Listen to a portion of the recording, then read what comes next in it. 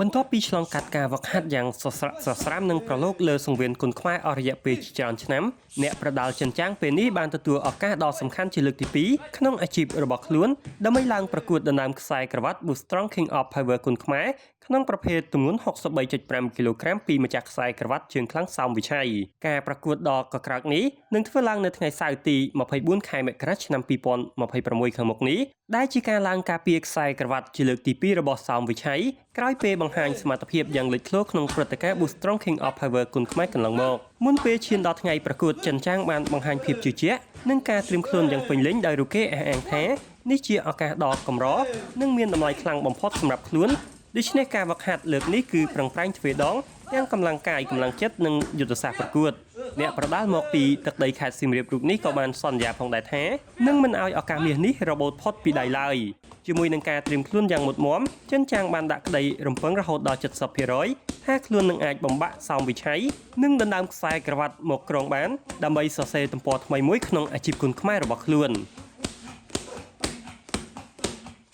បាទការវឹកហាត់រឹងជាងសពដងព្រោះយើងវាយខ្សែក្រវ៉ាត់ខ្ញុំស្បាយចិត្តដែលបានថានេះគាត់ផ្ដល់ឱកាសបានចូលដើមខ្សែក្រវ៉ាត់ពិសេសច្បងខ្ញុំអត់ឲ្យមានបញ្ហាទេបងបើវឹកហាត់បានល្អអត់អីល្អជាងរដងrồiយើងមើលការវឹកហាត់របស់យើងដែរបងខ្ញុំល្អគាត់ល្អជើងនឹងបោះជង្គង់ខ្ញុំមកហ៊ានថាទេបងវាកាយបើយើងផ្លិតអាចចឹងតែខ្ញុំអត់ឲ្យផ្លិតទេសម្រាប់ខ្ញុំនឹងខំប្រឹងនឹងទៅយកពីគាត់ឲ្យបានព្រោះខ្ញុំ 70% ខ្ញុំអត់ពិបាកនេះគាត់កីឡាករក្បាច់ខ្ញុំលេងក្បាច់ជាមួយគាត់ដែរបងបើគាត់បោកខ្ញុំក៏បោកដូចគ្នាខ្ញុំតាមចិត្តខ្ញុំចង់ព្រូគាត់ដែរបងតែចាំមើលជាក់ស្ដែងចឹងបងយើងអត់ហ៊ានថាមុនអាចវាយគាត់ត្រឡប់អត់ហ៊ានថាមុនអត់មានអីបងគាត់ប្រាប់បងសងវិឆ័យទៅឡើងទៅឲ្យចេញអស់ពីសមត្ថភាពដូចគ្នាសូមពុកម៉ែបងប្អូនជួយ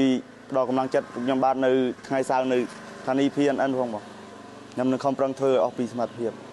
សម្រាប់ការប្រកួតដ៏ទាក់ទាញនេះប្រសិនបើសោមវិឆ័យអាចការពារខ្សែក្រវ៉ាត់បានសម្រេចនោះរូគេនឹងទទួលបានប្រាក់រង្វាន់សរុបរហូតដល់28លានរៀលឬប្រហែល$7,000សហរដ្ឋអាមេរិកចំណែកឯចិនចាងប្រសិនបើអាចបំបាក់ម្ចាស់ខ្សែក្រវ៉ាត់និងដណ្ដើមបានជ័យជំនះរូគេនឹងទទួលបានខ្សែក្រវ៉ាត់អមដោយប្រាក់រង្វាន់12លានរៀលឬប្រហែល$3,000សហរដ្ឋអាមេរិកការប្រកួតនេះត្រូវបានរំពឹងថានឹងក្លាយជាគូឯកដ៏រំភើបនិងទាក់ទាញការចាប់អារម្មណ៍ខ្លាំងពីអ្នកគាំទ្រគុនខ្មែរទាំងក្នុងនិងក្រៅប្រទេសជាពិសេសការប៉ះទង្គិចគ្នារវាងជើងខ្លាំងគុនខ្មែរទាំងពីរដែលមានបទពិសោធន៍នឹងការត្រៀមខ្លួនមិនធម្មតា